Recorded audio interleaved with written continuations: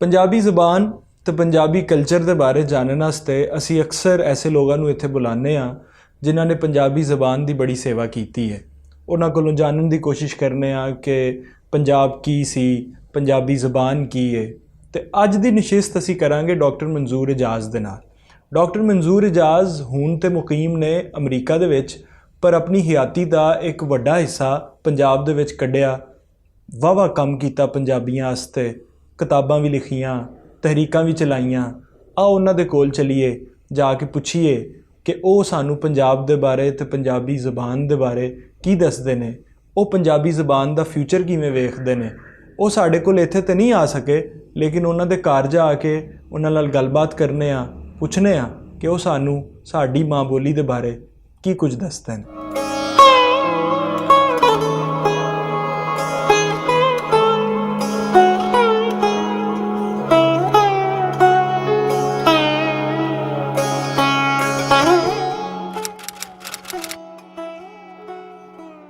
Doctor मंजूर एजाज साहब, बहुत बहुत शुक्रिया कि तुसी नौरंग टॉक्स वास्ते टाइम कढ़िया ते सानू मौका दिता कि तुहाडी थां ते आइए, तुहाडे नाल गलबात करिए।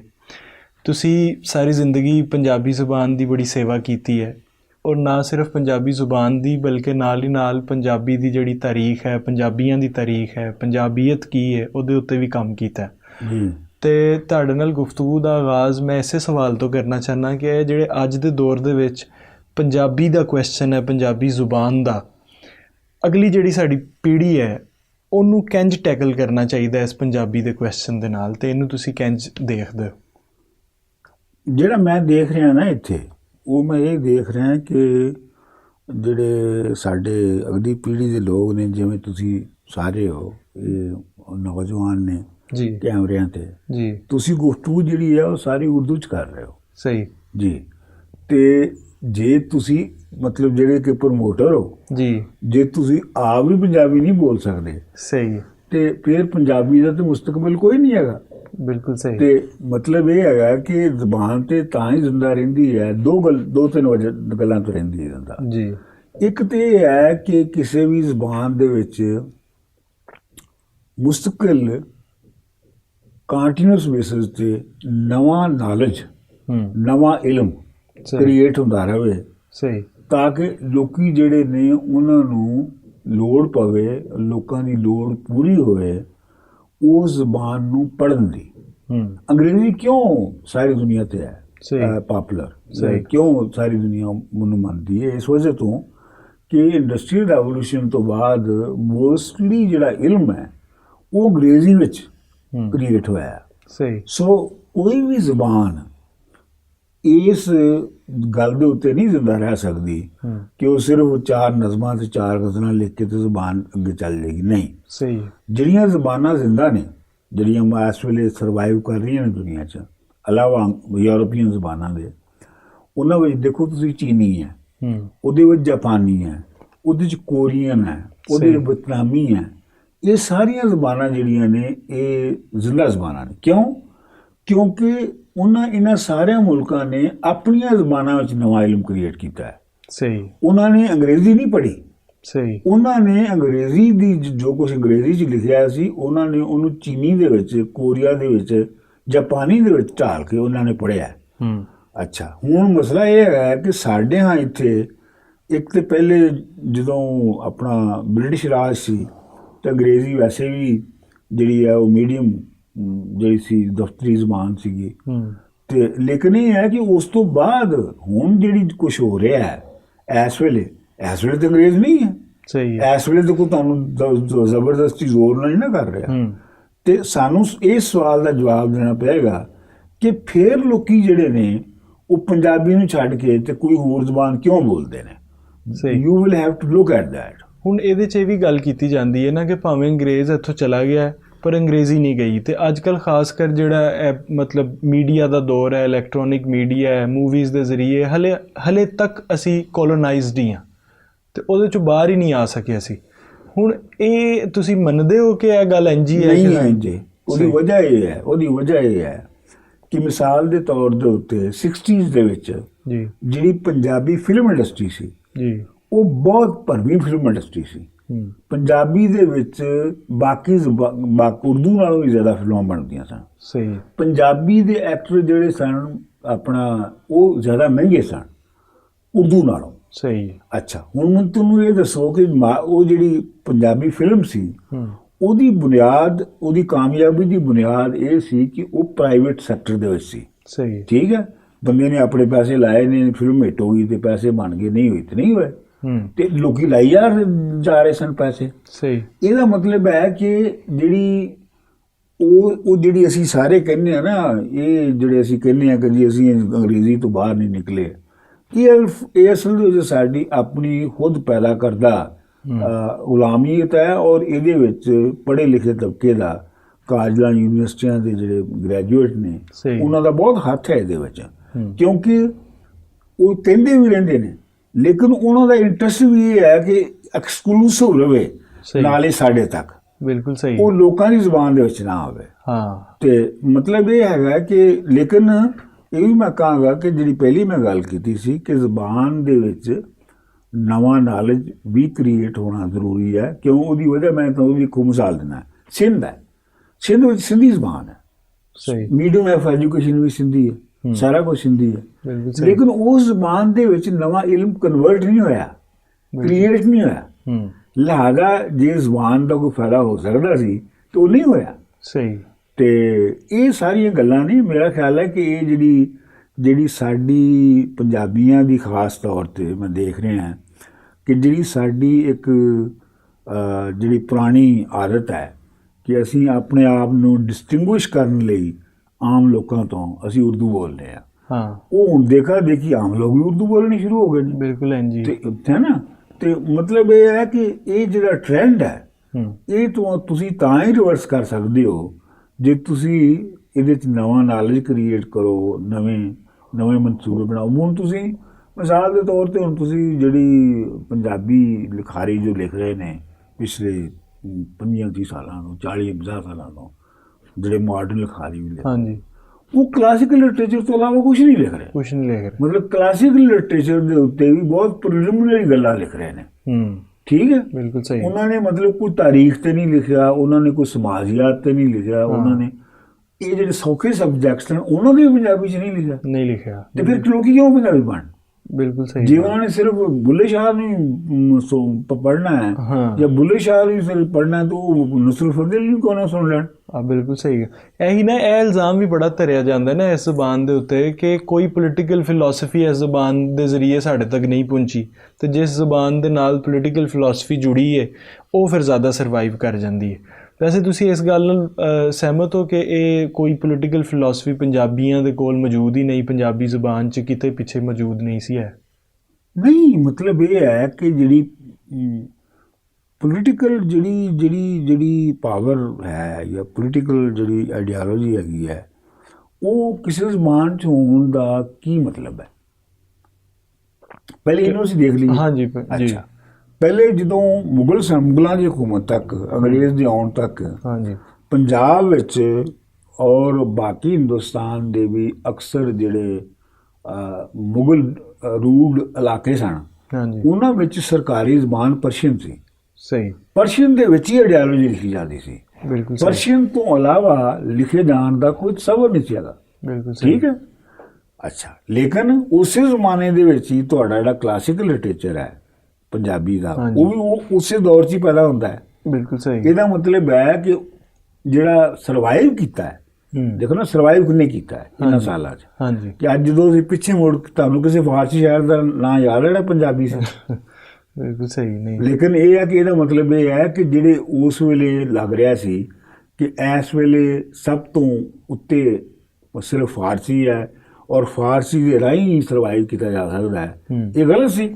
ਸਹੀ। ਤੇ ਉਸ ਵੇਲੇ ਇਹ ਤੇ ਤੁਸੀਂ ਨਹੀਂ ਕਹਿ ਸਕਦੇ ਕਿ ਅੱਜ ਤੋਂ 200 ਸਾਲ ਬਾਅਦ ਜਿਹੜਾ ਉਹ ਵਾਰਿਸ ਸ਼ਾਹ ਜਿਹੜਾ ਉਹ ਜ਼ਿਆਦਾ ਸਰਵਾਈਵ ਕਰੇਗਾ ਔਰ ਬੇਦਿਲ ਨੂੰ ਕੋਈ ਨਹੀਂ ਪੁੱਛੇਗਾ, ਹੈ ਨਾ ਜੀ। ਤੇ ਕਹਿਣ ਦਾ ਮਤਲਬ ਹੈ ਕਿ ਅੱਜ ਵੀ ਅਸੀਂ ਜੋ ਕਰ ਰਹੇ ਹਾਂ, ਜੋ ਅਸੀਂ ਲਿਖ ਰਹੇ ਹਾਂ, ਮੈਂ ਇਹ ਸਮਝਦਾ ਕਿ ਅਜੇ ਵੀ ਫੈਸਲਾ ਨਹੀਂ ਹੋਇਆ। ਸਹੀ ਹੈ। ਕਿ ਹੋ ਸਕਦਾ ਹੈ ਕਿ ਅਗਲੇ 20, 30, 40, 50 ਸਾਲਾਂ ਦੇ ਵਿੱਚ ਅਗਰ ਜੇ ਇਹ ਸੁਧਾਰ ਜਿਹੜਾ ਨਾ ਦੂਜੀਆਂ ਜ਼ਬਾਨਾਂ ਦਾ ਇੱਥੋਂ ਮੁੱਕਦਾ ਹੈ ਔਰ ਲੋਕੀ ਜਿਹੜੇ ਨੇ ਉਹ ਆਪਣੇ ਆਪ ਦੇ ਅੰਦਰ ਰਹਿ ਕੇ ਆਪਣੇ ਆਪ ਨੂੰ ਵੇਖਣਾ ਸ਼ੁਰੂ ਕਰਦੇ ਨੇ।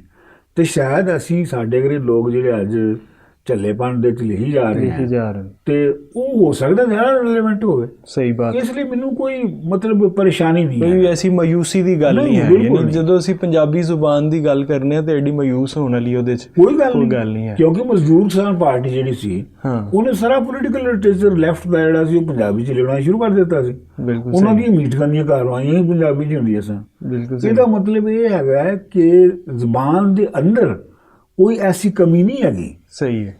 ਕਿ ਜਿਹਦੀ ਵਜ੍ਹਾ ਤੋਂ ਤੁਸੀਂ ਕਹਿ ਸਕੋ ਕਿ ਜੀ ਅਸੀਂ ਇਹਦੇ 'ਚ ਲਿਖ ਨਹੀਂ ਸਕਦੇ। ਸਹੀ ਹੈ। ਮਸਲਾ ਹੈਗਾ ਤੁਹਾਡੀ ਆਪਣੇ ਜ਼ਿਹਨ ਦਾ, ਤੁਹਾਡੀ ਆਪਣੀ ਪਹੁੰਚ ਦਾ, ਤੁਹਾਡੇ ਕਿਵੇਂ ਤੁਸੀਂ ਬਤੌਰ ਰਾਈਟਰ ਦੇ ਸੁਸਾਇਟੀ ਨੂੰ ਕਨਸੀਵ ਕਰਦੇ ਹੋ। ਅਗਰ ਤੁਸੀਂ ਕਨਸੀਵ ਕਰਦੇ ਹੋ ਕਿ ਜੀ ਮੈਂ ਅੱਜ ਕਿਤਾਬ ਲਿਖੀ ਹੈ ਔਰ ਮੇਰੀ ਖਾਸ਼ ਇਹ ਹੈ ਕਿ 1 ਮਹੀਨੇ ਦੇ ਵਿੱਚ ਪਾਪੂਲਰ ਹੋ ਜਾਏ, ਠੀਕ ਹੈ, 2 ਮਹੀਨਿਆਂ 'ਚ ਪਾਪੂਲਰ ਹੋ ਜਾਏ, ਤੇ ਫਿਰ ਤੁਸੀਂ ਸੋਚਦੇ ਜਾਂ ਤਾਂ ਮੈਂ ਅੰਗਰੇਜ਼ੀ 'ਚ ਲਿਖਾਂ ਤੇ ਜਾਂ ਮੈਂ ਉਰਦੂ 'ਚ ਲਿਖਾਂ। ਫੇਰ ਹੀ ਹੋ ਸਕਦੀ। ਬਿਲਕੁਲ ਸਹੀ ਬਾਤ। ਤੇ ਮਤਲਬ ਇਹ ਹੈ ਕਿ ਜੇ ਤੁਸੀਂ ਪੰਜਾਬੀ 'ਚ ਲਿਖੀ ਤਾਂ ਤੁਸੀਂ 400-500 ਕਾਪੀ ਛਾਪੀ ਤੇ ਉਹ 2-3 ਸਾਲ ਪਏ ਵਗੈਰਾ ਵਗੈਰਾ। ਤੇ ਲੇਕਿਨ ਇਹ ਹੈ ਕਿ ਇਹ ਵੀ ਇੱਕ ਤਾਰੀਖ ਦੀ ਖਾਸ ਸਮੇਂ ਦੇ ਅੰਦਰ ਇਹ ਹੋ ਰਿਹਾ ਹੈ। ਸਹੀ ਹੈ। ਔਰ ਇਹ ਜ਼ਰੂਰੀ ਨਹੀਂ ਕਿ ਇੰਜ ਹੀ ਰਹੇ ਔਰ ਮੇਰਾ ਖਿਆਲ ਹੈ ਕਿ ਇੰਜ ਨਹੀਂ ਰਹਿਣਾ ਹੈ। ਇੰਜ ਨਹੀਂ ਰਹਿਣਾ। ਬਿਲਕੁਲ ਇਹ ਬੜੀ ਅੱਛੀ ਗੱਲ ਹੈ। ਹੁਣ ਇੱਕ ਹੋਰ, ਕਿਉਂਕਿ ਪੋਲੀਟੀਕਲ ਅਸੀਂ ਵਾਲੀ ਸਾਈਡ ਤੇ ਜਾ ਰਹੇ ਹਾਂ, ਇੱਕ ਹੋਰ ਬੜਾ ਇਲਜ਼ਾਮ ਹੈ ਪੰਜਾਬੀਆਂ ਦੇ ਉੱਤੇ ਜੀ, ਤੇ ਮੈਂ ਅਕਸਰ ਲੋਕਾਂ ਨੂੰ ਪੁੱਛਦਾ ਵੀ ਰਹਿੰਦਾ, ਗੱਲਬਾਤ ਹੁੰਦੀ ਵੀ ਰਹਿੰਦੀ ਹੈ। ਉਹ ਕਹਿੰਦੇ ਨੇ ਕਿ ਪੰਜਾਬੀਆਂ ਦੀ ਤਾਰੀਖ ਜਿਹੜੀ ਹੈ ਨਾ ਇਹਦੇ ਵਿੱਚ ਰੈਜ਼ਿਸਟੈਂਸ ਕਦੀ ਨਹੀਂ ਰਹੀ। ਜਿਹੜਾ ਵੀ ਬਾਹਰੋਂ ਆਇਆ ਇਹਨਾਂ ਨੇ ਉਹਨੂੰ ਐਕਸੈਪਟ ਕਰ ਲਿਆ ਤੇ ਇਹਨਾਂ ਦੇ ਵਿੱਚ ਨਾ ਤੇ ਕੋਈ ਪੋਲੀਟੀਕਲ ਥਾਟ ਨਾ ਹੀ ਕੋਈ ਪੋਲੀਟੀਕਲ ਰੈਜ਼ਿਸਟੈਂਸ ਪਾਈ ਜਾਂਦੀ ਹੈ। ਇਸ ਗੱਲ ਦੇ ਬਾਰੇ ਤੁਹਾਡਾ ਕੀ ਖਿਆਲ? ਮੇਰਾ ਖਿਆਲ ਹੈ ਕਿ ਇਹ ਗੱਲ ਜਿਹੜੇ ਲੋਕੀ ਕਹਿੰਦੇ ਨੇ ਜੀ, ਉਹਨਾਂ ਨੂੰ ਗਾਲਬਨ ਕੋਈ ਤਾਰੀਖ ਦਾ, ਇਕਨੋਮਿਕਸ ਦਾ, ਸੁਸਾਇਟੀ ਦਾ ਕੋਈ ਅੰਦਾਜ਼ਾ ਨਹੀਂ ਹੈਗਾ ਕਿ ਇਹ ਸੁਸਾਇਟੀ, ਇਹ ਇਕਾਨਮੀ, ਇਹ ਸਾਰੀ ਕਿਵੇਂ ਚੱਲਦੀ ਹੈ। ਸਹੀ। ਉਹ ਇਹ ਇੱਕ ਜਿਹੜੀ ਮੇਲ ਸ਼ਾਵਨਿਜ਼ਮ ਹੈ ਨਾ ਜਨਰਲ, ਹਾਂਜੀ, ਉਹ ਬੜਕ ਮਾਰ ਕੇ ਮੌਲਾ ਜੱਟ ਖੜਾ ਹੋ ਗਿਆ ਹੈ। ਹਾਂਜੀ, ਤੇ ਉਹ ਸਾਡੀ ਬੜੀ ਉਹਦੀ ਐਪਰੀਸੀਏਸ਼ਨ ਹੈ।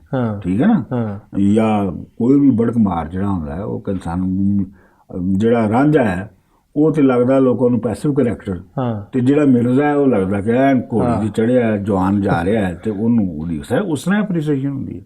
ਇਹ ਇਸ ਤਰ੍ਹਾਂ ਦੀ ਇੱਕ ਸਾਈਕੋਲੋਜੀ ਹੈ। ਲੇਕਿਨ ਔਨ ਏ ਸੀਰੀਅਸ ਨੋਟ ਗੱਲ ਇਹ ਹੈਗੀ ਹੈ ਕਿ ਪੰਜਾਬ ਜਿਹੜਾ ਹੈ ਉਹ ਮਿਲਟਰਾਈਜ਼ਡ ਕਿਉਂ ਨਹੀਂ ਸੀ।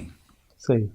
ਸਵਾਲ ਇਹ ਹੈ ਕਿ ਰੈਜ਼ਿਸਟੈਂਸ ਕਰਨਾ ਹੁੰਦੀ ਹੈ। ਰੈਜ਼ਿਸਟੈਂਸ ਜਦੋਂ ਤੁਹਾਡੇ ਤੇ ਹਮਲਾ ਹੁੰਦਾ ਹੈ, ਸਹੀ, ਜਾਂ ਤੁਸੀਂ ਹਮਲਾ ਕਰਨਾ ਹੁੰਦਾ ਹੈ, ਤੇ ਤੁਹਾਡੇ ਕੋਲ ਵੈਪਨਸ ਹੋਣੇ ਚਾਹੀਦੇ ਨੇ, ਤੁਹਾਡੇ ਕੋਲ ਟ੍ਰੇਨਿੰਗ ਹੋਣੀ ਚਾਹੀਦੀ ਹੈ, ਔਰ ਇਸ ਪੇਸ਼ੇ ਦੇ ਵਿੱਚ ਤੁਹਾਡੇ ਬਹੁਤ ਸਾਰੇ ਲੋਕ ਇਨਵਾਲਵ ਹੋਣੇ ਚਾਹੀਦੇ ਨੇ। ਠੀਕ ਹੈ ਨਾ। ਤਾਂ ਹੀ ਰੈਜ਼ਿਸਟੈਂਸ ਦਾ ਮਤਲਬ ਇਹ ਤਾਂ ਨਹੀਂ ਹੈਗਾ ਨਾ ਕਿ ਤੁਸੀਂ ਬਲਦੀ ਦੇ ਬੂਥੇ ਅੱਗੇ ਆ ਜਾਓ। ਹਾਂ, ਬਿਲਕੁਲ। ਅੱਛਾ, ਹੁਣ ਮਸਲਾ ਇਹ ਸੀਗਾ ਪੰਜਾਬ ਦਾ ਕਿ ਪੰਜਾਬ ਇੱਕ ਬਹੁਤ ਜ਼ਰਖੇਜ਼, ਆਪਣੇ ਜ਼ਮਾਨੇ ਦੇ ਹਿਸਾਬ ਨਾਲ ਬਹੁਤ ਜ਼ਰਖੇਜ਼ ਪੈਦਾਵਾਰੀ ਇਲਾਕਾ ਸੀ। ਸਹੀ। ਲੋਕੀ ਜਿਹੜੇ ਨੇ ਉਹ ਜ਼ਰੀ ਪੈਦਾਵਾਰ ਜਿਹੜੀ ਹੈ ਉਹਨੂੰ ਕਰਕੇ ਤੇ ਉਹ ਆਪਣਾ ਢਿੱਡ ਭਰ ਲੈਂਦੇ ਸਨ। ਸਹੀ। ਔਰ ਉਹਨਾਂ ਨੂੰ ਕੋਈ ਮਾਰ ਧਾੜ ਕਰਨ ਦੀ ਲੋੜ ਨਹੀਂ ਸੀ ਹੈਗੀ। ਸਹੀ। ਕਿਉਂ ਕਰਦੇ ਹੋ? ਮਤਲਬ ਉਹਨਾਂ ਨੂੰ ਜਦੋਂ ਉਹ ਘਰ ਬੈਠੇ ਆ ਆਪਣੀ ਫਸਲ ਬੀਜੀ ਤੇ ਖਾ ਲਈ, ਤੇ ਇਸ ਵਾਸਤੇ ਉਹ ਕਾਹਦੇ ਲਈ ਬੰਦੂਕਾਂ ਤੇ ਤੀਰ ਤੇ ਤਲਵਾਰਾਂ ਚੁੱਕੀ ਫਿਰਨ। ਸਹੀ। ਠੀਕ। ਸੋ ਲਿਹਾਜ਼ਾ ਇਸੇ ਵਾਸਤੇ ਇਹੋ ਵਜ੍ਹਾ ਹੈ ਕਿ ਜਿਹੜਾ ਪੰਜਾਬ ਹੈ ਉਹਦੇ ਉੱਤੇ ਹਮਲਾ ਇਸ ਲਈ ਬਾਹਰੋਂ ਹੁੰਦਾ ਸੀ ਕਿ ਉਹ ਅਮੀਰ ਇਲਾਕਾ ਸੀ। ਔਰ ਜਿਹੜੇ ਬਾਹਰੋਂ ਹਮਲਾ ਕਰਨ ਵਾਲੇ ਸਨ ਉਹ ਉਹਨਾਂ ਇਲਾਕਿਆਂ 'ਚ ਆਉਂਦੇ ਸਨ ਜਿਹੜੇ ਭੁੱਖੇ ਮਰਦੇ ਸਨ। ਉਹਨਾਂ ਨੇ ਉਹ ਪੈਦਾਵਾਰ ਤਾਂ ਕਰ ਨਹੀਂ ਸੀ ਸਕਦੇ ਜ਼ਿਆਦਾ। ਇਸ ਵਾਸਤੇ ਉਹਨਾਂ ਨੇ ਜਥੇਬੰਦ ਹੋ ਕੇ ਤੇ ਉਹਨਾਂ ਨੇ ਜਿਹੜੀ ਲੜਾਈ ਦੇ ਜ਼ਰੀਏ ਲੁੱਟਮਾਰ ਕਰਕੇ ਅਮੀਰ ਇਲਾਕਿਆਂ ਤੋਂ ਜਿਹੜਾ ਲੈ ਕੇ ਤੇ ਆਪਣੇ ਆਪ ਨੂੰ ਪਾਲਣਾ ਸ਼ੁਰੂ ਕੀਤਾ। ਬਿਲਕੁਲ ਸਹੀ। ਇੱਕ ਤੇ ਗੱਲ ਇਹ ਹੈਗੀ ਹੈ ਕਿ ਪੰਜਾਬ ਜਿਹੜਾ ਹੈ ਉਹਦੀ ਬੁਨਿਆਦੀ ਵਜ੍ਹਾ ਇਹ ਹੈ ਕਿ ਪੰਜਾਬ ਇੱਕ ਰਿਚ ਇਲਾਕਾ ਸੀ ਔਰ ਇਕਨੋਮਿਕਲੀ ਬਹੁਤ ਵਾਇਬਲ ਇਲਾਕਾ ਸੀ। ਦੂਜੀ ਗੱਲ ਇਹ ਹੈ ਕਿ ਹੁਣ ਮਸਲਾ ਇਹ ਹੈ ਕਿ ਜੀ ਪੰਜਾਬ ਨੇ ਕਿਉਂ ਨਹੀਂ ਬਾਹਰ ਕਬਜ਼ੇ ਕੀਤੇ ਜਾ ਕੇ। ਮਸਲਾ ਇਹ ਹੈ ਕਿ ਪੰਜਾਬ ਕਿੱਥੇ ਕਬਜ਼ਾ ਕਰਦਾ। ਮਤਲਬ ਪੰਜਾਬ ਅਫਗਾਨਿਸਤਾਨ ਤੇ ਕਬਜ਼ਾ ਕਰਦਾ, ਕੀ ਲੈਣਾ ਸੀ ਅਫਗਾਨਿਸਤਾਨ ਤੋਂ ਪੰਜਾਬ ਨੇ? ਸਹੀ, ਉੱਥੇ ਤੇ ਪੱਥਰ ਨੇ। ਸਹੀ ਹੈ। ਤੇ ਮਤਲਬ ਹੁਣ ਇਹ ਖਾਂਦਾ ਪੀਂਦਾ ਕਿਸਾਨ ਜਿਹੜਾ ਹੈ ਪੰਜਾਬ ਦਾ, ਜੇਲਮ ਦਾ ਜਾਂ ਸਾਹੀਵਾਲ ਦਾ ਜਾਂ ਝੰਗ ਦਾ ਜਾਂ ਜਿੱਥੋਂ ਦਾ ਵੀ, ਲੈਲਪੁਰ ਦਾ, ਉਹ ਮੈਨੂੰ ਇਹ ਦੱਸੋ ਕਿ ਉਹ ਕਾਹਦੇ ਲਈ ਅਫਗਾਨਿਸਤਾਨ ਤੇ ਹਮਲਾ ਕਰੇਗਾ ਜਾਂ ਸਹੀ ਉਦੋਂ ਪੱਥਰ ਲੈਣੇ ਨੇ ਉਹਨੇ, ਕੀ ਲੈਣਾ ਉਹਨੇ ਉੱਥੋਂ? ਲੱਗਦਾ ਉਹਨਾਂ ਨੂੰ ਜਥੇਬੰਦੀ, ਫੌਜੀ ਜਥੇਬੰਦੀ ਕਰਨ ਦੀ ਲੋੜ ਨਹੀਂ ਸੀ ਹੈਗੀ। ਬਿਲਕੁਲ ਜਿਹੜੇ ਬਾਹਰੋਂ ਆਉਂਦੇ ਸਨ ਉਹਨਾਂ ਨੂੰ ਜਥੇਬੰਦੀ ਕਰਨ ਦੀ ਇਸ ਲੋੜ ਹੈਗੀ ਸੀ ਕਿ ਉਹ ਬੁਨਿਆਦੀ ਤੌਰ ਦੇ ਉੱਤੇ ਭੁੱਖੇ ਲੋਕ ਸਨ ਔਰ ਉਹਨਾਂ ਨੂੰ ਲੁੱਟ ਕੇ ਉਹਨਾਂ ਨੇ ਖਾਣਾ ਸੀ। ਦੋ ਗੱਲਾਂ ਹੋ ਗਈਆਂ। ਬਿਲਕੁਲ ਸਹੀ। ਅੱਛਾ, ਤੀਸਰੀ ਗੱਲ ਇਹ ਹੈਗੀ ਹੈ ਇਸ ਦੀ ਕਿ ਜੇ ਪੰਜਾਬ 'ਚ ਰੈਜ਼ਿਸਟੈਂਸ ਨਹੀਂ ਸੀ ਹੈਗੀ, ਜਿਹਨੂੰ ਇਹ ਰੈਜ਼ਿਸਟੈਂਸ ਕਹਿੰਦੇ ਨੇ, ਇਹ ਅਗਰ ਰੈਜ਼ਿਸਟੈਂਸ ਨਹੀਂ ਸੀ ਹੈਗੀ ਤੇ ਜਿਹੜੀ ਫੌਜ ਨੇ ਬਾਹਰੋਂ ਆ ਕੇ ਪੰਜਾਬ ਨੂੰ ਫਤਹ ਕਰ ਲਿਆ, ਕਿਆ ਉਹਨੂੰ ਅੱਗੇ ਕਿਸੇ ਨੇ ਰੋਕ ਲਿਆ? ਕਿੱਥੇ ਰੁਕਿਆ ਉਹ? ਪਾਣੀਪਤ 'ਚ ਰੁਕ ਗਿਆ ਉਹ। ਬਿਲਕੁਲ ਸਹੀ। ਉਹ ਤੇ ਫਿਰ ਬੰਗਾਲ ਤੱਕ ਉਹਨਾਂ ਨੇ ਫਿਰ ਕਬਜ਼ਾ ਕੀਤਾ। ਠੀਕ, ਤੁਸੀਂ ਦਿਮਾਗ ਲਾਗਾ, ਇਹ ਵੀ ਗੱਲ ਗਲਤ ਹੈ ਕਿ ਤੁਸੀਂ ਪੰਜਾਬੀਆਂ ਨੂੰ ਸਿੰਗਲ ਆਊਟ ਕਰਕੇ ਇਹ ਕਹੋ ਕਿ ਬਈ ਉਹ ਉਹਨਾਂ ਵਿੱਚ ਰੈਜ਼ਿਸਟੈਂਸ ਨਹੀਂ ਹੈਗੀ, ਨਹੀਂ ਸੀ ਹੈਗੀ ਤੇ ਇਸ ਵਾਸਤੇ ਬਾਕੀ ਦਾ ਹਿੰਦੁਸਤਾਨ ਗੁਲਾਮ ਹੋ ਗਿਆ। ਕਿਉਂ? ਤੁਸੀਂ ਅੱਗੇ ਅਗਰ ਪੰਜਾਬੀਆਂ ਦੇ ਵਿੱਚ ਰੈਜ਼ਿਸਟੈਂਸ ਨਹੀਂ ਸੀ ਹੈਗੀ ਤੇ ਪੰਜਾਬ ਤੋਂ ਜਿਹੜੇ ਅਗਲੇ ਇਲਾਕੇ ਨੇ ਉਹ ਰੈਜ਼ਿਸਟ ਕਰਦੇ, ਕਿਸੇ ਨੇ ਨਹੀਂ ਕੀਤਾ। ਸਹੀ। ਔਰ ਐਕਚੁਅਲੀ ਅਗਰ ਤੁਸੀਂ ਵੇਖੋ ਤੇ ਜਦੋਂ ਵੀ ਰੈਜ਼ਿਸਟ ਕੀਤਾ ਪੰਜਾਬ ਨੇ ਕੀਤਾ। ਸਹੀ। ਭਾਵੇਂ ਰਾਜਾ ਪੋਰਸ ਹੋਵੇ, ਸਹੀ, ਤੇ ਭਾਵੇਂ ਉਸ ਤੋਂ ਬਾਅਦ ਦਾ ਦੌਰ ਹੋਵੇ। ਸਹੀ। ਹੁਣ ਮੈਨੂੰ ਤੁਸੀਂ ਦੱਸੋ ਕਿ ਜਿਹੜੇ ਨਾਰਥ ਦੇ ਹਮਲੇ ਸਨ ਉਹ ਆਪਣਾ ਮਹਮੂਦ ਗਜ਼ਨਵੀ ਦੀ ਸ਼ਕਲ ਦੇ ਵਿੱਚ 11ਵੀਂ ਸਦੀ ਤੋਂ ਸ਼ੁਰੂ ਹੋਏ ਤੇ ਉਹ ਉਸ ਵੇਲੇ ਤੱਕ ਹੁੰਦੇ ਰਹੇ ਜਦ ਤੱਕ ਮੁਗਲਾਂ ਦੀ ਹਕੂਮਤ ਸੀ। ਸਹੀ। ਠੀਕ ਹੈ। ਅਹਿਮਦ ਸ਼ਾਹ ਅਬਦਾਲੀ, ਨਾਦਰ ਸ਼ਾਹ, ਇਹ ਸਾਰੇ ਜਿਹੜੇ ਨੇ ਇਹ ਸਾਲਾਨਾ ਹਮਲੇ ਕਰਦੇ ਸਨ ਇਸ ਵਾਸਤੇ ਕਿ ਲੁੱਟ ਲੱਟ ਕੇ ਲੈ ਜਾਣ। ਠੀਕ। ਸਹੀ। ਅੱਛਾ, ਇਹ ਹਮਲੇ ਬੰਦ ਕਿਦੋਂ ਹੋਏ ਹਿੰਦੁਸਤਾਨ ਤੇ? ਜਦੋਂ ਰਣਜੀਤ ਸਿੰਘ ਦੇ ਤਹਿਤ ਪੰਜਾਬ ਨੇ ਇਹਨਾਂ ਦਾ ਬਾਹਰੋਂ ਆਉਣਾ ਬੰਦ ਕੀਤਾ। ਸਹੀ। ਤੇ ਫਿਰ ਉਸ ਵੇਲੇ ਬੰਦ ਹੋਏ। ਬਿਲਕੁਲ ਸਹੀ। ਔਰ ਇਸੇ ਵਾਸਤੇ ਤੁਸੀਂ ਦੇਖੋ ਕਿ ਜਿਹੜਾ ਅੰਗਰੇਜ਼ ਆਇਆ, ਅੰਗਰੇਜ਼ ਪੰਜਾਬ ਵੱਲੋਂ ਨਹੀਂ ਆਇਆ। ਸਹੀ। ਅੰਗਰੇਜ਼ ਬੰਗਾਲ ਵੱਲੋਂ ਆਇਆ। ਔਰ ਪੰਜਾਬ ਆਖਰੀ ਇਲਾਕਾ ਸੀ ਜਿੱਥੇ ਹਕੂਮਤ ਬਣੀ। ਸਹੀ। ਸੋ ਲਿਹਾਜ਼ਾ ਇਹ ਜਿਹੜੀ ਸਾਰਾ ਥੀਸਿਸ ਹੈ ਨਾ ਪੰਜਾਬੀਆਂ ਦੀ ਆਪਣਾ ਜਿਹੜੀ ਹੈਗੀ ਹੈ ਕਿ ਉਹਨਾਂ 'ਚ ਰੈਜ਼ਿਸਟੈਂਸ ਨਹੀਂ ਹੈਗੀ ਤੇ ਇਹ ਨਹੀਂ ਹੈਗਾ ਤੇ ਉਹ ਨਹੀਂ ਹੈਗਾ, ਜਾਂ ਤੇ ਲੋਕਾਂ ਨੂੰ ਰੈਜ਼ਿਸਟੈਂਸ ਦਾ ਪਤਾ ਨਹੀਂ ਕੀ ਹੁੰਦੀ ਹੈ। ਸਹੀ। ਤੇ ਜਾਂ ਫਿਰ ਪਤਾ ਨਹੀਂ ਅਸੀਂ ਚੱਲੇ ਹਾਂ। ਲੇਕਿਨ ਮੇਰੇ ਖਿਆਲ ਦੇ ਵਿੱਚ ਇਹਦੀ ਕੋਈ ਬੁਨਿਆਦ ਨਹੀਂ ਹੈਗੀ। ਬਿਲਕੁਲ। ਔਰ ਅਗਰ ਤੁਸੀਂ ਜਿਹੜੇ ਹੋਰ ਮੋਡਸ ਆਫ ਰੈਜ਼ਿਸਟੈਂਸ ਜਿਹੜੇ ਨੇ ਉਹਨਾਂ ਨੂੰ ਵੀ ਅਗਰ ਜੰਗ ਤੋਂ ਇਲਾਵਾ ਅਗਰ ਦੂਸਰੇ ਮੋਡ ਆਫ ਰੈਜ਼ਿਸਟੈਂਸ ਲੈ ਲਓ, ਯਾਨੀ ਮਸਲਨ ਜ਼ਬਾਨ ਹੈ, ਕਲਚਰ ਹੈ, ਫਲਸਫਾ ਹੈ, ਉਹ ਕ੍ਰੀਏਟ ਕਰਨਾ ਹੈ, ਤਾਂ ਉਹਦੇ ਵਿੱਚ ਪੰਜਾਬ ਨੇ ਹਮੇਸ਼ਾ ਰੈਜ਼ਿਸਟ ਕੀਤਾ। ਮਤਲਬ ਕਿਆ ਪੰਜਾਬ ਦੇ ਜਿਹੜੇ ਵੱਡੇ ਸ਼ਾਇਰ ਸਨ ਉਹਨਾਂ ਨੇ ਫਾਰਸੀ ਨੂੰ ਮੰਨ ਲਿਆ? ਨਹੀਂ ਮੰਨਿਆ। ਉਹਨਾਂ ਨੇ ਆਪਣੀ ਜ਼ਬਾਨ 'ਚ ਲਿਖਿਆ। ਸਹੀ। ਹਾਂ, ਮਤਲਬ ਇਹ ਹੈ ਕਿ ਜਦੋਂ ਅੰਗਰੇਜ਼ ਆ ਗਿਆ ਉਹਦੇ 70-80 ਸਾਲਾਂ ਬਾਅਦ ਜਿਹੜੀ ਉਹਨਾਂ ਨੇ ਜਿਵੇਂ ਉਰਦੂ ਨੂੰ ਇੰਪਲੀਮੈਂਟ ਕੀਤਾ, ਉਹਦੀ ਇੱਕ ਆਪਣੀ ਹਿਸਟਰੀ ਹੈ। ਲੇਕਿਨ ਉਹ ਵੀ ਮਾਰ ਨਹੀਂ ਸਕੇ। ਪੰਜਾਬੀ ਅੱਜ ਤੱਕ ਮਰੀ ਤੇ ਨਹੀਂ ਨਾ, ਆਪਣਾ ਛੱਡ ਕੇ ਤੇ ਨਹੀਂ ਬਹਿ ਗਈ ਪੰਜਾਬੀ। ਬਿਲਕੁਲ ਸਹੀ। ਨਿੰਮੀ ਵੀ ਪੈ ਸਕਦੀ ਹੈ ਵਿੱਚੋਂ ਨਿੰਮੀ ਪੈ ਸਕਦੀ ਹੈ ਤਹਿਰੀਕ, ਲੇਕਿਨ ਮੁੱਕੀ ਤੇ ਨਹੀਂ ਹੈ। ਮਤਲਬ ਇਹ ਕਿ ਜੇ ਕਲਚਰਲ ਲੈਵਲ ਤੇ, ਅਦਬੀ ਲੈਵਲ ਦੇ ਉੱਤੇ ਜੇ ਅਸੀਂ ਕਹੀਏ ਰੈਜ਼ਿਸਟੈਂਸ ਦੇਖਣੀ ਹੈ ਤਾਂ ਅਸੀਂ ਕਿਵੇਂ ਵੇਖਾਂਗੇ? ਅਸੀਂ ਇਹ ਵੇਖਾਂਗੇ ਕਿ ਜਿਹੜਾ ਉਸ ਕੌਮ ਦਾ ਜਾਂ ਉਸ ਇਲਾਕੇ ਦਾ ਜਿਹੜਾ ਦਾਨਿਸ਼ਵਰ ਹੈ, ਸੂਝਵਾਨ ਹੈ, ਕਿਆ ਉਹ ਆਪਣੀ ਜ਼ਬਾਨ ਨੂੰ ਦੇ ਵਿੱਚ ਆਪਣੇ ਲੋਕਾਂ ਨਾਲ ਕਮਿਊਨੀਕੇਟ ਕਰਦਾ ਕਿ ਨਹੀਂ ਕਰਦਾ? ਸਹੀ। ਜੇ ਉਹ ਕਰ ਰਿਹਾ ਤੇ ਇਹਦਾ ਮਤਲਬ ਹੈ ਕਿ ਉਹ ਰੈਜ਼ਿਸਟ ਕਰ ਰਿਹਾ ਹੈ, ਉਹਨੇ ਦੂਜੇ ਨੂੰ ਰੱਦ ਕਰ ਦਿੱਤਾ ਹੈ।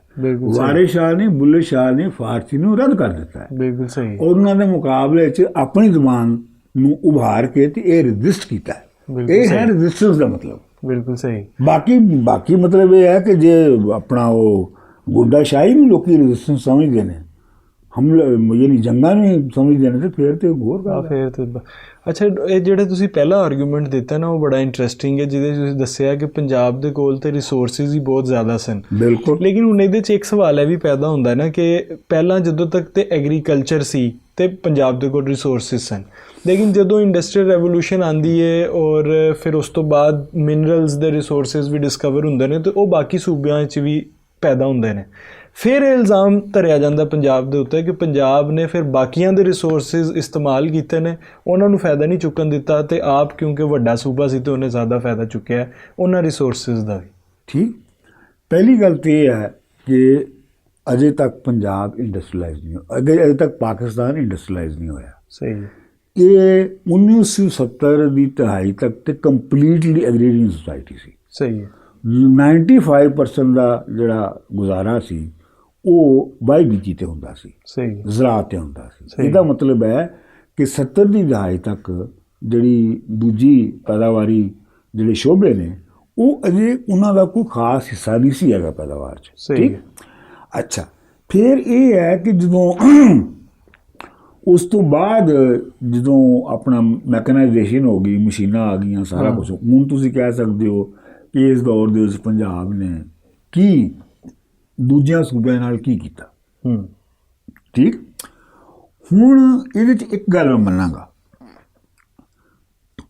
ਕਿ ਜਿਹੜਾ ਪੰਜਾਬ ਹੈ, ਚੂੰਕਿ ਮਿਲਟਰੀ ਜਿਹੜੀ ਹੈ ਉਹ ਇੱਥੋਂ ਆਉਂਦੀ ਹੈ ਔਰ ਚੂੰਕਿ ਮਿਲਟਰੀ ਦੀ ਹਕੂਮਤ ਜ਼ਿਆਦਾ ਦੇਰ ਤੱਕ ਕਾਇਮ ਰਹੀ ਹੈ, ਇਸ ਵਾਸਤੇ ਜਿਹੜੀ ਸਟੇਟ ਲੈਵਲ ਦੇ ਉੱਤੇ ਜਨਰੇਟਡ ਰਿਸੋਰਸਿਸ ਨੇ, ਸਹੀ, ਉਹਨਾਂ ਨੂੰ ਉਹ ਪ੍ਰੋਬਬਲੀ ਜ਼ਿਆਦਾ ਇਸ ਜਿਹੜੇ ਅਸਕਰੀ ਹਲਕੇ ਨੇ ਉਹਨਾਂ ਦੀ ਵਜ੍ਹਾ ਤੋਂ ਉਹਨਾਂ ਨੂੰ ਸ਼ਾਇਦ ਜ਼ਿਆਦਾ ਹਿੱਸਾ ਮਿਲ ਜਾਵੇਗਾ।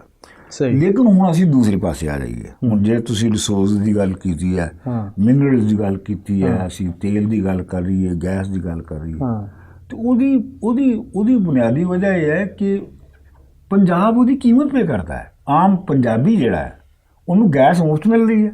ਸਹੀ ਹੈ। ਉਹਨੂੰ ਕਿਆ ਜਿਹੜਾ ਪੈਟਰੋਲ ਆ ਮੁਫਤ ਮਿਲ ਰਿਹਾ। ਸਹੀ, ਜੇ ਉਹ ਗੈਸ ਖਰੀਦ ਰਿਹਾ, ਪੈਟਰੋਲ ਖਰੀਦ ਰਿਹਾ, ਤੇ ਉਹਦੇ ਬਦਲੇ 'ਚ ਕੁਛ ਦੇ ਕੇ ਖਰੀਦ ਰਿਹਾ ਨਾ।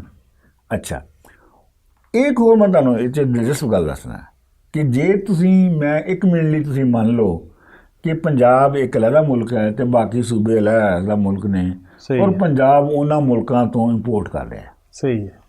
ਠੀਕ ਹੈ ਨਾ, ਸਮਝ ਲਓ ਕਿ ਇੰਪੋਰਟ ਕਰ ਰਿਹਾ। ਸਹੀ, ਫਿਰ ਸਵਾਲ ਪੈਦਾ ਹੁੰਦਾ ਹੈ ਕਿ ਪੰਜਾਬ ਜਿਹੜਾ ਹੈ ਉਹ ਜੇ ਇਹਨਾਂ ਸੂਬਿਆਂ ਤੋਂ ਲੈਣ ਦੀ ਬਜਾਏ ਅਗਰ ਫਰਜ਼ ਕਰੋ ਕਿਤੋਂ ਹੋਰੋਂ ਖਰੀਦ ਲੈ, ਸਸਤਾ। ਸਹੀ ਹੈ। ਠੀਕ ਹੈ।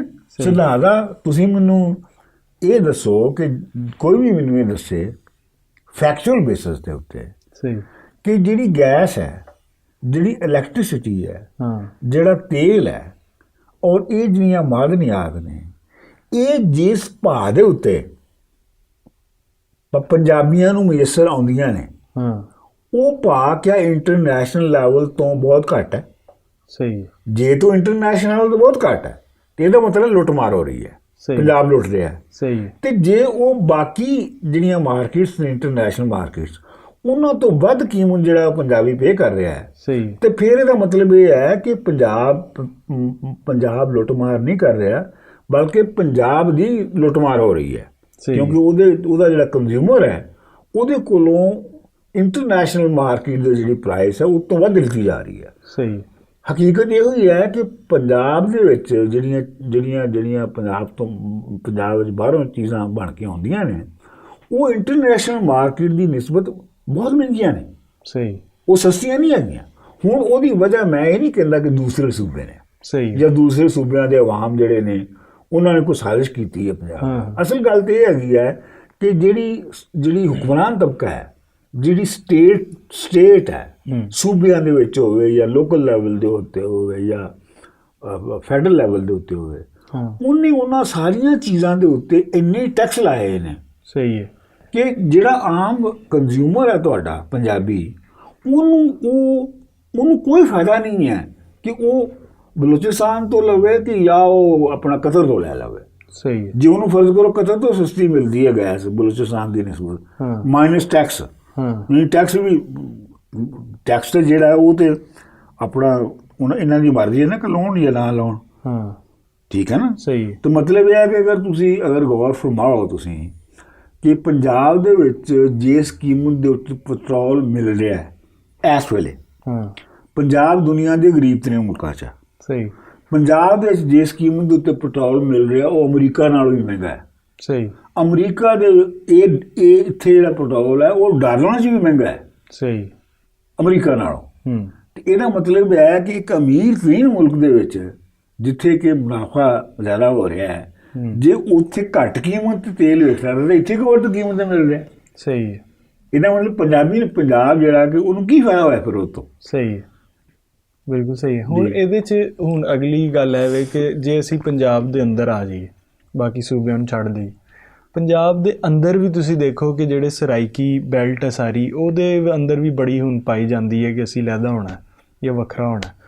ਅਤੇ ਉਹ ਤੁਸੀਂ ਕੀ ਸਮਝਦੇ ਹੋ ਕਿ ਉਹਨਾਂ ਦਾ ਵੱਖਰਾ ਹੋਣਾ ਬਣਦਾ ਹੈ ਔਰ ਇਹ ਰੈਜ਼ਿਸਟੈਂਸ ਉਹਨਾਂ ਦੇ ਅੰਦਰ ਕਿਉਂ ਪਾਈ ਜਾਂਦੀ?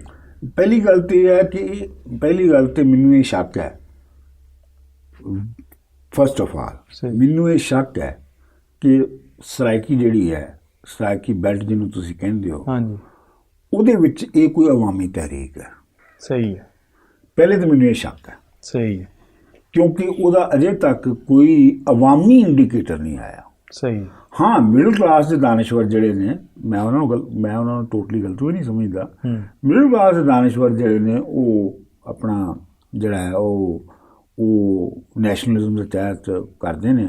ਉਹਦੀ ਦੋ ਤਿੰਨ ਵਜੂਹਾਤ ਨੇ। ਹਾਂ, ਇੱਕ ਵਜ੍ਹਾ ਤਾਂ ਸਭ ਤੋਂ ਵੱਡੀ ਇਹ ਹੈ ਜਿਹੜੀ ਹੁਣ ਰੌਲਾ ਇਹਨਾਂ ਨੇ ਪਿਆ ਹੈ ਉੱਥੇ, ਉਹਦੀ ਵਜ੍ਹਾ ਇਹ ਹੈ ਕਿ ਨਵਾਜ਼ ਸ਼ਰੀਫ ਦੇ ਚੀਫ ਮਿਨਿਸਟਰ ਬਣਨ ਤੋਂ ਪਹਿਲਾਂ ਦੇ ਪੂਰੇ ਪਾਕਿਸਤਾਨ ਦੇ ਤਾਰੀਖ ਦੇ ਦੌਰ ਵਿੱਚ ਜਿੰਨੇ ਵੀ ਅਪਰ ਮੋਸਟ ਉਹਦੇ ਸਨ, ਉਹ ਮੁਲਤਾਨ ਔਰ ਜਿਹਨੂੰ ਅੱਜ ਕੱਲ੍ਹ ਤੁਸੀਂ ਸਰਾਇਕੀ ਬੈਲਟ ਕਹਿਣਾ ਸ਼ੁਰੂ ਹੋ ਗਏ ਹੋ, ਸਹੀ, ਉਹਨਾਂ ਤੋਂ ਆਉਂਦੇ ਸਨ ਕਿਉਂਕਿ ਉਹ ਜਾਗੀਰਦਾਰ ਸਨ। ਸਹੀ ਹੈ। ਮਤਲਬ ਉਹਨਾਂ ਦੇ ਵਿੱਚ ਕਿੰਨੇ ਲੋਕ ਨੇ ਵਜ਼ੀਰ ਆਲਾ ਪੰਜਾਬ ਦੇ ਜਿਹੜੇ ਸੈਂਟਰਲ ਪੰਜਾਬ ਤੋਂ ਆਏ, ਤੇ ਕਿੰਨੇ ਨੇ ਜਿਹੜੇ ਆਪਣਾ ਸਾਊਥਰਨ ਪੰਜਾਬ ਤੋਂ ਆਏ, ਤੇ ਉਹ ਸਾਰੇ ਸਾਊਥਰਨ ਪੰਜਾਬ ਤੋਂ ਆਏ। ਅੱਛਾ, ਹੁਣ ਜਦੋਂ ਨਵਾਜ਼ ਸ਼ਰੀਫ ਜਾਂ ਸੈਂਟਰਲ ਪੰਜਾਬ ਦੀ ਜਿਹੜੀ ਲੀਡਰਸ਼ਿਪ ਸੀ ਉਹਨੇ ਟੇਕ ਓਵਰ ਕਰ ਲਿਆ ਇਸ ਨੂੰ, ਤੇ ਜਿਹੜੇ ਸਾਊਥ ਪੰਜਾਬ ਦੇ ਜਾਗੀਰਦਾਰ ਸਨ ਉਹਨਾਂ ਕੋਲੋਂ ਮੌਕਾ ਨਹੀਂ ਰਿਹਾ। ਸਹੀ। ਦੇ ਵਰ ਡਿਪਰਾਈਵਡ ਸਹੀ ਆਫ ਦੈਟ ਪ੍ਰਿਵਿਲੇਜ ਜਿਹੜੀ ਉਹਨਾਂ ਨੂੰ ਪਹਿਲੇ ਹਾਸਲ ਸੀ ਆਟੋਮੈਟਿਕਲੀ। ਸਹੀ। ਕਿ ਹੁਕੂਮਤ ਅਸੀਂ ਜਾ ਕੇ ਵਜ਼ੀਰ ਆਲਾ ਬਣਨਾ ਨਾ ਉੱਥੇ, ਤੇ ਹੁਣ ਤੇ ਯਕੀਨੀ ਨਹੀਂ ਹੋ ਗਿਆ। ਹੁਣ ਤੇ ਇਹ ਹੈ ਕਿ ਬਈ ਜੇ ਤੁਸੀਂ ਫੇਰ ਇਲੈਕਸ਼ਨ ਕਰੋ ਤੇ ਜੇ ਨਵਾਜ਼ ਸ਼ਰੀਫ ਦੀ ਫੈਮਿਲੀ, ਜਿਹੜੀ ਨਵਾਜ਼ ਸ਼ਰੀਫ ਦੀ ਪਾਰਟੀ ਨਹੀਂ ਜਿੱਤੇਗੀ, ਤੇ ਜਿਹੜੀ ਵੀ ਪਾਰਟੀ ਉਹ ਉਸੇ ਨੇ ਹਕੂਮਤ ਕਰਨੀ ਹੈ ਜਿਹੜੀ ਸੈਂਟਰਲ ਪੰਜਾਬ ਦੇ ਜਿਹਦੀ ਪਹੁੰਚ ਹੈ। ਬਿਲਕੁਲ ਸਹੀ। ਜਿਹੜੀ ਇੱਥੇ ਪਾਪੂਲਰ ਹੈ। ਠੀਕ ਹੈ, ਬਿਲਕੁਲ ਸਹੀ। ਇੱਕ ਤਾਂ ਗੱਲ ਇਹ। ਦੂਜੀ ਗੱਲ ਇਹ ਹੈ ਕਿ ਉਹ ਇਲਾਕਾ ਮੇਰੇ ਖਿਆਲ ਦੇ ਵਿੱਚ ਬਵਜੂ ਜਾਗੀਰਦਾਰੀ ਦੇ, ਜਿਸ ਤਰ੍ਹਾਂ ਦੀ ਉੱਥੇ ਜਾਗੀਰਦਾਰੀ ਸੀ, ਬਵਜੂ ਜਾਗੀਰਦਾਰੀ ਦੇ ਉਹ ਉਨੀ ਤੇਜ਼ੀ ਨਾਲ ਡਿਵੈਲਪ ਨਹੀਂ ਹੋਇਆ। ਸਹੀ ਹੈ। ਜਿੰਨੀ ਤੇਜ਼ੀ ਦੇ ਨਾਲ ਸੈਂਟਰਲ ਪੰਜਾਬ ਡਿਵੈਲਪ ਹੋਇਆ। ਯਾਨੀ ਉਹਨਾਂ ਦੀ ਜਿਹੜੀ ਡਿਵੈਲਪਮੈਂਟ ਨਹੀਂ ਹੋਈ ਉਹਦੀ ਵਜ੍ਹਾ ਉਹਦੀ ਆਪਣੀ ਜਾਗੀਰਦਾਰੀ ਹੈ, ਨਾ ਕਿ ਸੈਂਟਰਲ ਪੰਜਾਬ ਜਿਹੜਾ ਉਹਨੂੰ ਐਕਸਪਲੋਇਟ ਕੀਤਾ। ਹਾਂ, ਬਿਲਕੁਲ। ਤੇ ਇਹ ਜਿਹੜੀ ਪੈਟਰਨ ਹੈ ਨਾ, ਇਹ ਜਿਹੜੀ ਡਿਸਪੈਰਿਟੀ ਹੈ, ਇਹ ਡਿਸਪੈਰਿਟੀ ਕੋਈ ਪਾਕਿਸਤਾਨ ਬਣਨ ਤੋਂ ਬਾਅਦ ਨਹੀਂ ਹੈ। ਸਹੀ ਹੈ। ਇਹ ਡਿਸਪੈਰਿਟੀ ਜਿਹੜੀ ਹੈ ਇਹ ਏਰੀਅਨਸ ਦੇ ਹਿੰਦੁਸਤਾਨ ਦੇ ਆਉਣ ਤੋਂ ਬਾਅਦ ਪੂਰੇ ਪੀਰੀਅਡ 'ਚ ਡਿਸਪੈਰਿਟੀ ਰਹੀ ਹੈ। ਅੱਛਾ, ਹਾਂਜੀ। ਉਹਦੀ ਵਜ੍ਹਾ ਇਹ ਹੈ ਕਿ ਜਿਹੜਾ ਸੈਂਟਰਲ ਜਿਹੜਾ ਵੈਸਟਰਨ ਪੰਜਾਬ ਹੈ, ਜਾਂ ਸੌਰੀ ਜਿਹੜਾ ਆਪਣਾ ਸਾਊਥਰਨ ਜਾਂ ਵੈਸਟਰਨ ਪੰਜਾਬ ਹੈ, ਲਹਿੰਦਾ ਪੰਜਾਬ ਜਿਹੜਾ ਹੈ, ਉਹਦੇ ਵਿੱਚ ਤੁਸੀਂ ਦੇਖੋ ਕਿ ਜਿਹੜੀ ਬਾਰਿਸ਼ ਹੈ ਉਹ ਹੁੰਦੀ ਹੈ ਕੋਈ 5-6 ਇੰਚ ਸਾਲਾਨਾ। ਸਹੀ। ਉੱਥੇ ਵਾਈ ਬੀਜੀ ਨਹੀਂ ਹੋ ਸਕਦੀ। ਸਹੀ। ਠੀਕ। ਲਿਹਾਜ਼ਾ ਇਹ ਸਾਰੇ ਇਲਾਕੇ ਦੇ ਵਿੱਚ ਜਿਹੜਾ ਮੋਡ ਸੀਗਾ ਆਪਣਾ ਸਰਵਾਈਵਲ ਦਾ, ਉਹ ਡੰਗਰ ਚਾਰਨਾ ਸੀ। ਸਹੀ। ਡੰਗਰ ਪਾਲਣਾ ਸੀ। ਸਹੀ। ਪਸ਼ੂ ਪਾਲ ਸੁਸਾਇਟੀ ਸੀ। ਔਰ ਜਿਹੜੀ ਜ਼ਰੀ ਪੈਦਾਵਾਰ ਹੈ ਉਹ ਬਹੁਤ ਹੀ ਮਾਰਜਨ ਦੇ ਉੱਤੇ ਦਰਿਆਵਾਂ ਦੇ ਕੁਛ ਕੰਢਿਆਂ ਤੇ ਹੁੰਦੀ ਸੀ। ਮੈਂ ਉਹ ਤੁਹਾਨੂੰ ਇੱਕ ਉਹਦਾ ਸਬੂਤ ਦੱਸ ਰਿਹਾ ਤੁਹਾਨੂੰ। ਖਾਜਾ ਫਰੀਦ ਦੀ ਤੁਸੀਂ ਪੂਰੀ ਸ਼ਾਇਰੀ ਪੜ੍ਹ ਲਓ। ਸਹੀ। ਖਾਜਾ ਫਰੀਦ ਦੀ ਪੂਰੀ ਸ਼ਾਇਰੀ ਦੇ ਵਿੱਚ ਕੋਈ ਜ਼ਰੀ ਸਿੰਬਲ ਨਹੀਂ ਹੋਏਗਾ। ਸਹੀ। ਇੱਕ ਵੀ ਨਹੀਂ ਹੋਏਗਾ। ਸਹੀ। ਉਹ ਸਾਰੀ ਜਿਹੜੀ ਹੈ ਉਹ ਪਸ਼ੂ ਪਾਲ ਸੁਸਾਇਟੀ ਔਰ ਫੂਡ ਗੈਦਰਰਸ ਦੀ ਸੁਸਾਇਟੀ ਹੈ। ਸਹੀ। ਠੀਕ ਹੈ, ਬਿਲਕੁਲ ਸਹੀ। ਅੱਛਾ, ਹੁਣ ਹਿਸਟੋਰੀਕਲੀ ਅਗਰ 70 ਸਾਲ ਪਹਿਲੇ ਪਾਕਿਸਤਾਨ ਬਣਿਆ ਸੀ ਤੇ ਇਹ ਫੈਕਟਰ ਸਾਰੇ ਮੌਜੂਦ ਸਨ, ਤੇ ਉਹ ਫਿਰ ਪਰਪੈਚੁਏਟ ਹੋਏ। ਸਹੀ। ਫਿਰ ਉੱਥੋਂ ਦੇ ਜਾਗੀਰਦਾਰ ਜਿਹੜੇ ਉਹਨਾਂ ਨੂੰ ਪਾਵਰ ਵੀ ਮਿਲ ਗਈ ਤੇ ਉਹਨਾਂ ਨੇ ਮਜ਼ੀਦ ਆਪਣੇ ਲੋਕਾਂ ਨੂੰ ਪਿੱਛੇ ਰੱਖਿਆ। ਬਿਲਕੁਲ ਸਹੀ। ਇੱਕ ਤੇ ਇਹ ਗੱਲ ਹੋ ਗਈ। ਦੂਜੀ ਗੱਲ, ਡੈਮੋਗ੍ਰਾਫਿਕਲੀ ਵੀ ਇਹ ਤਹਿਰੀਕ ਜਿਹੜੀ ਹੈ ਇਹਦੀ ਬੁਨਿਆਦ ਨਹੀਂ ਹੈਗੀ। ਉਹ ਮੈਨੂੰ ਪੁੱਛੋ ਤੁਸੀਂ ਕਿਉਂ? ਉਹਦੀ ਵਜ੍ਹਾ ਇਹ ਹੈ ਕਿ ਜਿਹੜਾ ਲਹਿੰਦਾ ਪੰਜਾਬ ਹੈ ਉਹਦੇ ਜਿਹੜੇ ਇਲਾਕੇ ਨੇ, ਮਸਲਨ ਬਹਾਵਲ ਨਗਰ ਹੈ, ਮਸਲਨ ਬਹਾਵਲਪੁਰ ਹੈ, ਮਸਲਨ ਰਹੀਮ ਯਾਰ ਖਾਂ ਹੈ, ਸਹੀ, ਲਈਆ ਵਗੈਰਾ, ਇਹ ਸਾਰੇ ਇਲਾਕੇ ਜਿਹੜੇ ਨੇ ਇਹਨਾਂ ਵਿੱਚ ਜਿਹਨੂੰ ਸਰਾਇਕੀ ਕਹਿੰਦੇ ਨੇ ਤੇ ਨਾਨ ਸਰਾਇਕੀ, ਇਹਨਾਂ 'ਚ ਨਾਨ ਸਰਾਇਕੀ ਦੀ ਮੈਜੋਰਿਟੀ ਹੈ। ਸਹੀ। ਸਰਾਇਕੀ ਮੈਜੋਰਿਟੀ 'ਚ ਹੈ ਨਹੀਂ। ਸਰਾਇਕੀ ਸਪੀਕਿੰਗ ਜਿਹਨੂੰ ਉਹ ਕਹਿੰਦੇ ਨੇ ਜਾਂ ਜਿਹਨੂੰ ਉਹਨੂੰ ਡੈਜ਼ਿਗਨੇਟ ਕਰਦੇ ਨੇ, ਉਹਦੇ 4-5 ਜ਼ਿਲ੍ਹਿਆਂ 'ਚ ਸਿਰਫ। ਬਿਲਕੁਲ ਸਹੀ। ਔਰ ਉਹ ਵੀ ਪਾਰਸ਼ਲ ਹੈ।